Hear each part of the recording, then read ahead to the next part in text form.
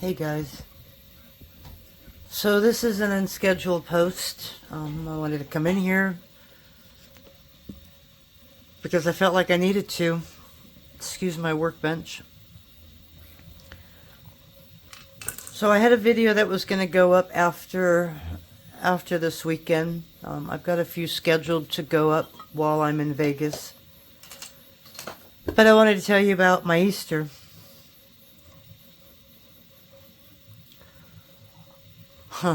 So we had a simple Easter, just a spiraled turkey, just a regular spiraled turkey, just a ham, and some potatoes and salad and asparagus, and it was pretty low key.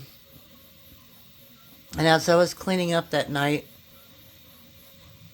I cleaned off all the meat, most of the meat off the bone, but I left a bunch of meat on it because they're just little pieces and fat, and so, that's not something we're going to eat. And so I left it on the bone.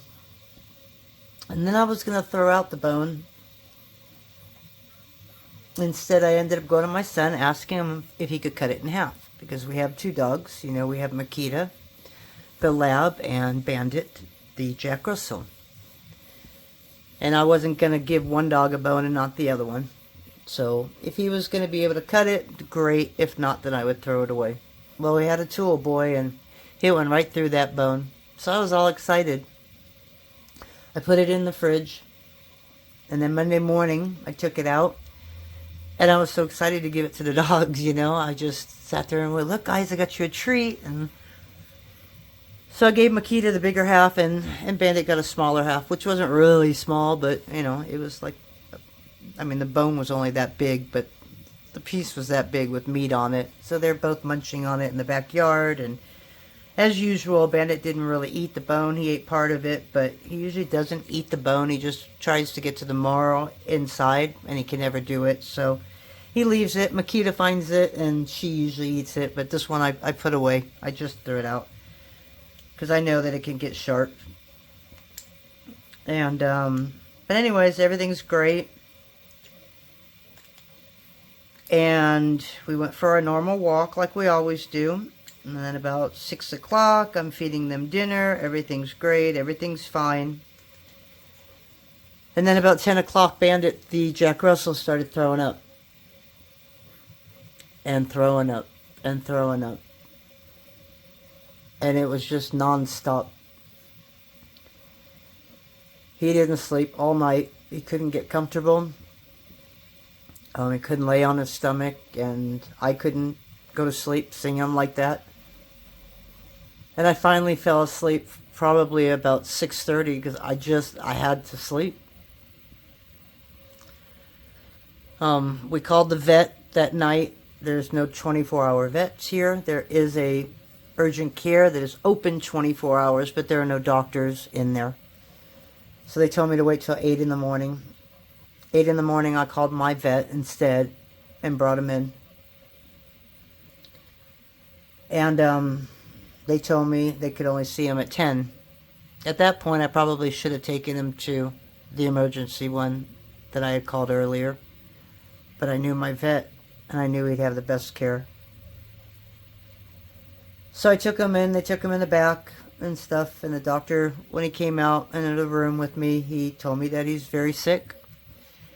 That his blood pressure was so low that they haven't been able to get a vein to get any fluids started. So they were going to go ahead and run some lab works, and they were going to give him injections of fluid, through the skin, to at least get fluids into him and then get a vein. So I hung out for about 45 minutes to an hour, and he came back and he said, we did it. He's looking a little better, but his blood sugar was really low, like 40.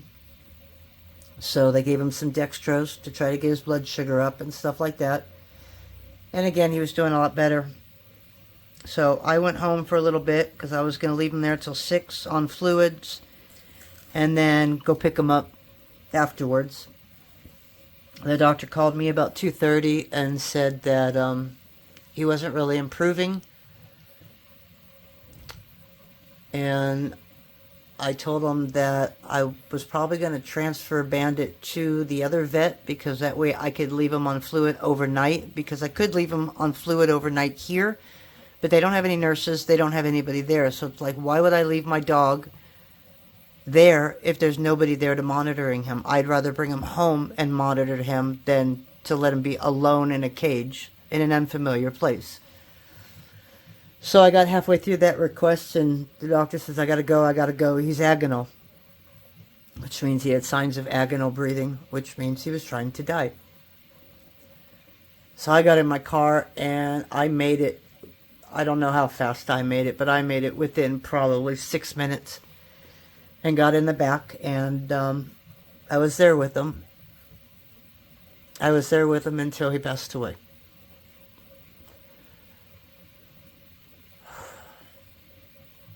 So we lost Bandit yesterday. And I'm waiting for the blood work because they never gave me any of the labs or anything. So I requested that today because I want to know what happened. But as it stands right now, don't give your dogs a spiral ham or any meat off of it because of the fat content. It looked like he had acute periodontitis, but the doctor kept saying he had some major toxic reaction to it, or a reaction to something. He asked me if he got into poison or anything, and I don't know.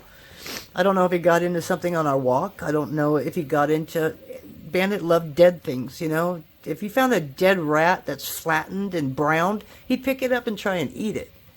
And obviously, if you've got a dead rodent, you know there's poison that goes in it. So I don't know if he picked up a rodent or found one and licked it or something. I don't know.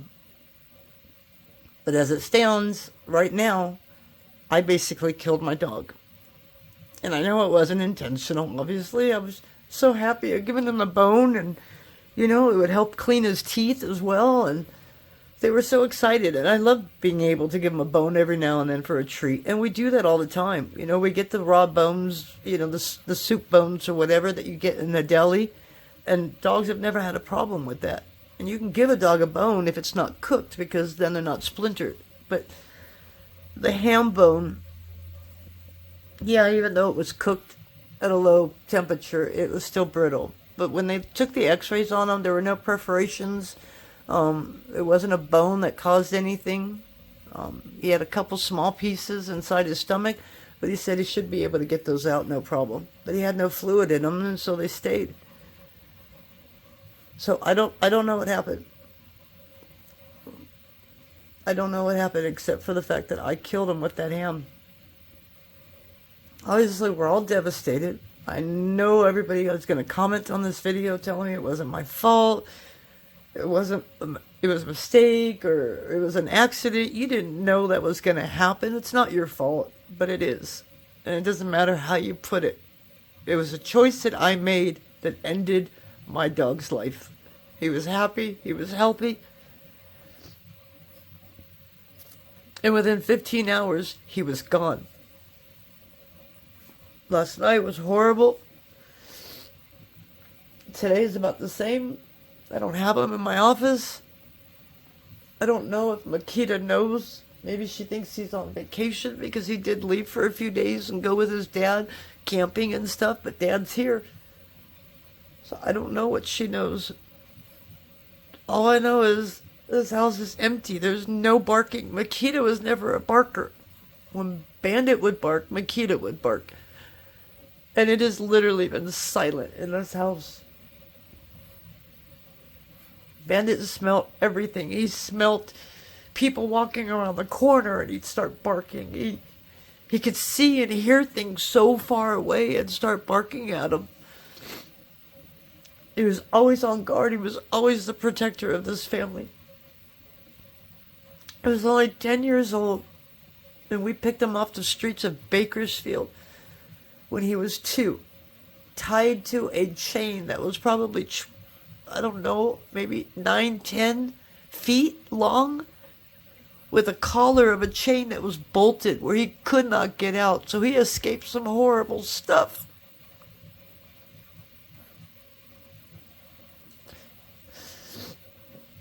And to die without even knowing that you're sick all of a sudden you don't feel good, and the next moment you're not here.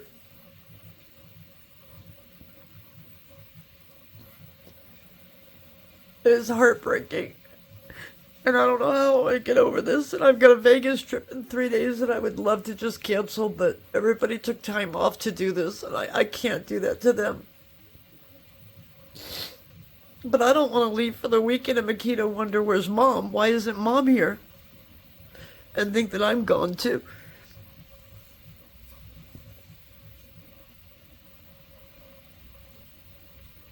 So Bandit will be cremated privately, and we'll have him home. I don't know how long it takes, maybe a week or two. But that's not how I wanted him to come home. I brought him to the vet to get better. I had no clue that he was going to die.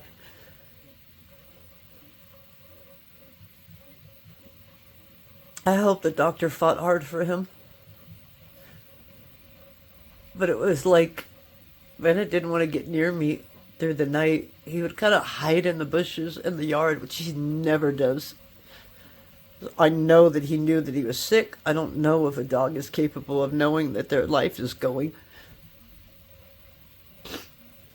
When I picked him up out of the plants in the yard Monday morning to take him to the vet, he was limp. I mean, he was literally limp. And we had to sit there and wait for the doctor to come see us. We had to sit there and wait. There were 2 other patients that went before him. And I just wonder, if you would have taken him right in, could you have saved him? And so I'm angry at that. I am angry at so many things right now. And I don't know when my next video is going to be. I think I've got 3 videos for you guys all the way through till next week. I made these.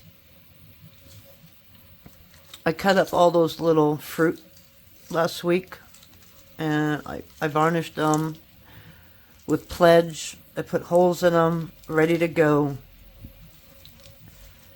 And I was working on it Monday night before he started showing any symptoms.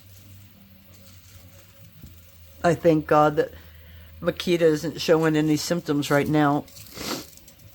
She had diarrhea, and I'll guarantee that was her symptom. So I'm keeping an eye on her so closely right now. I go in there and hug her, and I've got Bandit's collar on the couch next to her because I need her to know that he's not coming back. And I really wanted her to be with me at the vet yesterday, but it was such a mad dash to get back there to him that I couldn't imagine trying to lug her in the car and lug her out before Bandit had passed, and I didn't want to waste any time. So I don't know what she knows. I don't know if she knows he's gone. And Bandit was healthy as far as we knew. Never showed signs of anything. He had seizures every now and then, not very often. But there was nothing else wrong with him.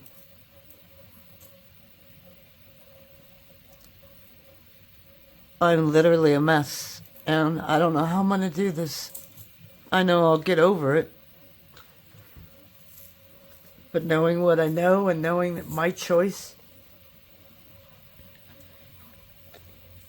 is what causes death is a hard pill to swallow, intentional or not.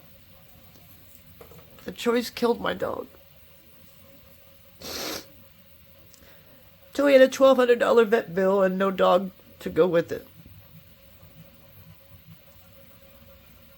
We sat in the room with them for a long time, maybe an hour and a half afterwards, and I talked to him, I pet him, I cut off some of his hair and put it in an envelope because I needed something to take home.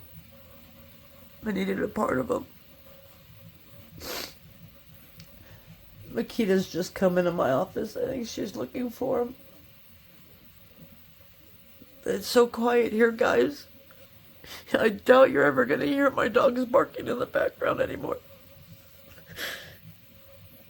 These my little barkers know it's not here no more. I made a pair of earrings. I don't know what I did with them. But I did make a little pair of earrings out of this. I'm going to show you it, and then I'm just going to go. And I'll be back as soon as I feel like I can get in here. I know I'm going to be in here a lot, because it's the only thing that's keeping my mind busy is by creating, but I don't even want to create.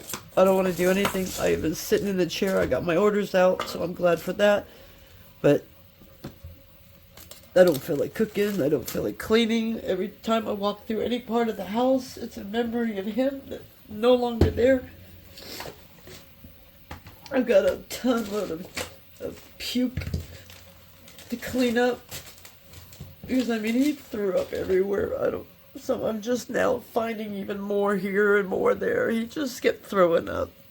And then it got to the point where there was nothing to throw up. And his left paw was kind of brown, and I knew that he was starting to get so irritated that he was literally bleeding inside. I don't know how to put it. And the doctor said that this form of pancreatitis caused something around the pancreas to bleed. So he developed some kind of, I don't know, internal bleeding because of it. But the main thing that I'm here for is not only to tell you what happened to Bandit, is to tell you that even if you've been doing it for years, if you've got small dogs, literally don't give them ham bones. Never. Don't give them fatty foods. I mean, my other sister-in-law used to give her dog bacon grease. He was a big dog, though. But a little dog's too much fat. It just shocked his system. And you don't want to be in the position that I'm in right now, guys. So I'm going to hit pause while I find this earring that I tried to make. And then I'm going to let you go. So I'll be right back. It was hanging up. But that's one that I made with them. A little tropical. Got some little tropical leaves on there. And yeah, I wanted to wire wrap everything. But I don't like wire wrapping directly on the chain because they just don't seem to hang well. But I'm going to try and make one with just a wire wrapped like this. But not put it on a jump ring, put it on the actual chain and see if I like that better. They're going to be cute. I haven't worked on that girl's bracelet at all, but it'll be the same. It'll probably be just a yellow lentil bead and then these hanging from the sides. So that's it, guys. That's all I got.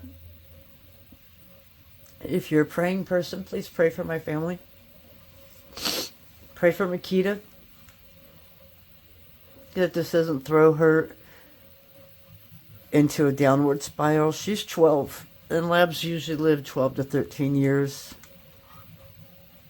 I never thought Bandit would go before her, ever. And he wouldn't have. He wouldn't have if I didn't give him that piece of ham. So please don't do that to your dog. Please don't do it. I love you guys. I'll talk to you later. Bye.